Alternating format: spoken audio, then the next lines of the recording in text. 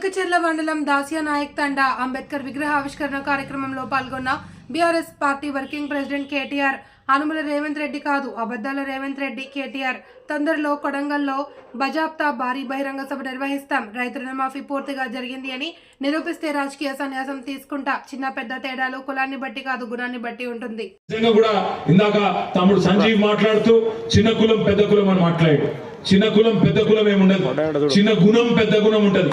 రేవంత్ రెడ్డి లెక్క చిన్న గుణం ఉన్న వాళ్ళు ఉంటారు, ఎక్కడ ఏ కులంలో ఉంటున్నా పెద్ద గుణం ఉన్న వాళ్ళు చాలా మంది ఉంటారు. ఇవాళ పెద్ద గుణం ఉన్న బిడ్డలు ఉన్నారు కాబట్టి దాసియా నాయక్ తాండాలో అంబేద్కర్ విగ్రహాన్ని పెట్టి మమ్మల్ని అందరినీ పిలిచిన మాట కూడా నేను గుర్తు చేస్తా ఉన్నా. దయచేసి నేను కోరేది ఒకటే, మనం ఇవాళ అందరం కూడా 4 ఏళ్ళు ఉన్నది ఎలక్షన్లకు తొందర ఏం లేదు. ఒకటే ప్రతిజ్ఞ తీసుకుందాం, ఈ ప్రభుత్వాన్ని అడుగడుగునా ప్రశ్నిస్తూనే ఉందాం. దానికోసం జైల్లో పెడతాడు కావచ్చు, నరేందర్ రెడ్డి గారిని పంపినట్టు, సురేష్ ను పంపినట్టు, గోపాల్ నాయక్ ను పంపినట్టు, ఆఖరికి హీరియా నాయక్ పరిస్థితి మీరు చూసే ఉంటారు.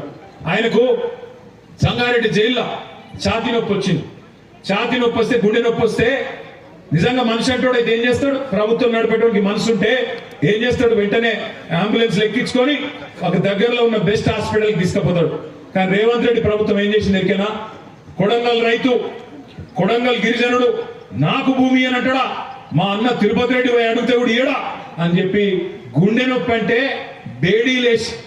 బేడీలేసి పోలీసు జీబుల హాస్పిటల్ పంపి హాస్పిటల్లో కూడా బెడ్ మీద బేడీలేసి గొలుసేసి ఆ బెడ్ గట్టేసింది రేవంత్ రెడ్డి ప్రభుత్వం. అందుకే నేనన్నా చిన్న గుణం ఉన్నాడు అని నేను ఉత్తగానే అనలే, ఒక ఇట్లాంటి చిల్లర పనులు చేస్తాడు కాబట్టి చిన్న గుణం ఉన్న ముఖ్యమంత్రి అన్నా.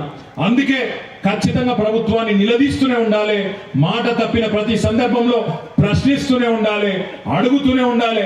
అయితే గీతే ఒక కేసో 2 కేసో అవుతుంది, దాంతో మనకు ఫరక్ పడేది ఏం లేదు. మీకు మనందరికీ అండగా మన నాయకుడు కేసీఆర్ గారు ఉన్నారు, అన్ని కూడా చూస్తున్నాడు. టైంకు బయటికి వచ్చి తప్పకుండా ఈ ప్రభుత్వానికి మీతోనే మళ్ళీ తప్పకుండా బుద్ధి చేపించే విఘ్నత, ఆ దార్శనికత, ఆ దమ్ము మన నాయకుడు కేసీఆర్ గారికి ఉందనే మాట మళ్ళొక్కసారి మీకు గుర్తు చేస్తూ, మరి దాసియా నాయక్ తాండాలో ఈరోజు ఇంత బ్రహ్మాండంగా పండుగ వాతావరణంలో ఈ కార్యక్రమాన్ని నిర్వహించినందుకు తమ్ముడు శంకర్ కు, అజయ్ కు, అదేవిధంగా